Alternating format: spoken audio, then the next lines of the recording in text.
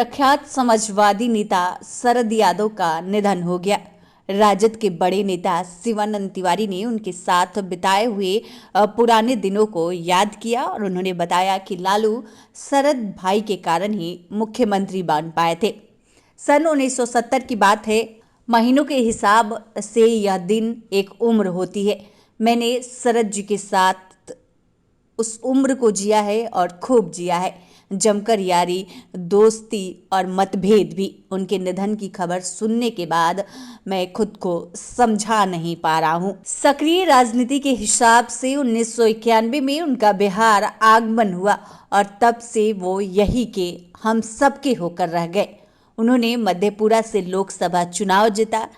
रमेंद्र कुमार रवि को टिकट मिला था, उनकी जगह शरद भाई को लड़ाया गया और जनता दल का दौर था। बीपी सिंह की सरकार थी। लालू प्रसाद यादव मुख्यमंत्री बनने में बड़ी भूमिका रही। पार्टी के बड़े नेता में से कुछ लोग रामसुंदर दास को सर्वसम्मति से मुख्यमंत्री बनाना चाहते थे। रघुनाथ झा भी मैदान में थे। ऐसे में शरद भाई के कारण लालू प्रसाद यादव मुख्यमंत्री बन पाए। शरद भाई ने जदयू का नेतृत्व किया, एनडीए के राष्ट्रीय संयोजक बने रहे। इस रूप में उनकी इच्छा सबको जोड़कर रखने की रही। हालांकि इसमें उनको कामयाबी नहीं मिली। 1990 की बात है, जब लालू प्रसाद यादव मुख्यमंत्री बने थे तो उसमें सबसे बड़ी भूमिका शरद यादव की रही।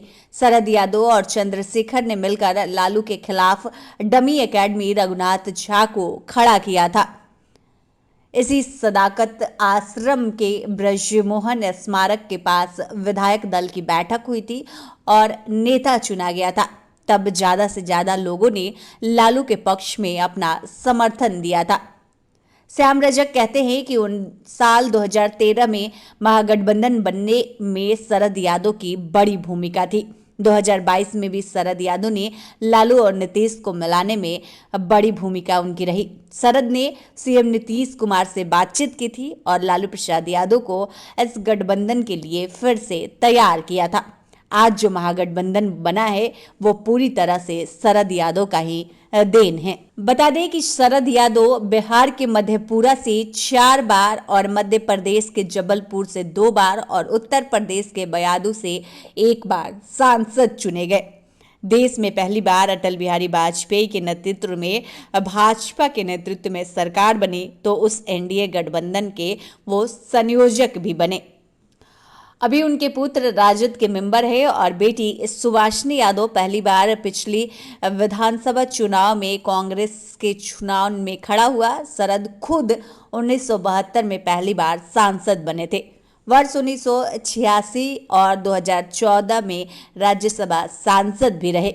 वर्ष 2089 से 90 में वे पहली बार केंद्र सरकार में कपड़ा एवं खाद्य प्रसंस्करण मंत्री बने। वर्ष 1999 में वो केंद्रीय नागरिक उड्डयन मंत्री रहे और वर्ष 2001 में श्रम मंत्री, साथ ही साथ 2002 में उपभोक्ता मामलों के मंत्री रहे।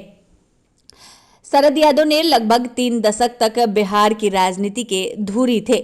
1990 से लेकर अंतिम दम तक उनकी राजनीति का केंद्र बिहार रहा। लालू को सीएम बनाने से लेकर 18 वर्षों तक उनके विरोध में राजनीति करने और मार्च 2022 को अपनी पार्टी का राजद में विलय करने तक हर राजनीतिक में कहीं न कहीं बिहार रहा।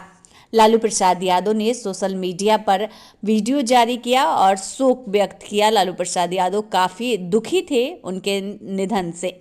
कुल मिलाकर देखा जाए तो शरद यादव ने बीते 3 दशक में बिहार की राजनीति के कई अहम पड़ाव की पटकथा लिखी, चाहे वो लालू को सीएम बनाने की हो या फिर विरोध में नीतीश कुमार का साथ देने का हो या फिर प्रदेश में महागठबंधन का प्रयोग करने का हो या फिर राजद में वापसी का रहा हो। शरद सबके केंद्र में रहे। उनसे मिलने वालों में वह राजनीतिक सूझबूझ देखते थे। उनके बारे में कहा करते थे यह पॉलिटिकल आदमी है।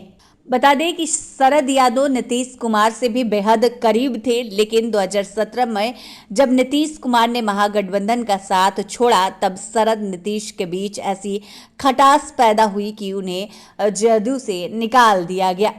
शरद ने 2019 में विपक्ष को एक करने की कोशिश की, तब वह फिर से लालू के करीब आए।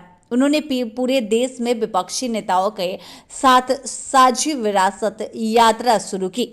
राहुल गांधी से भी उनकी नजदीकियां बढ़ी। 2019 के लोकसभा चुनाव हारने के बाद शरद यादव बीमार रहने लगे थे। वह दो टूक बोलते थे, इस कारण कई विवादों में भी वो आए। वो पिछड़ों के हित को मजबूत से आवाज देते थे। मंडल आंदोलन का अगुआ चेहरा तो थे ही।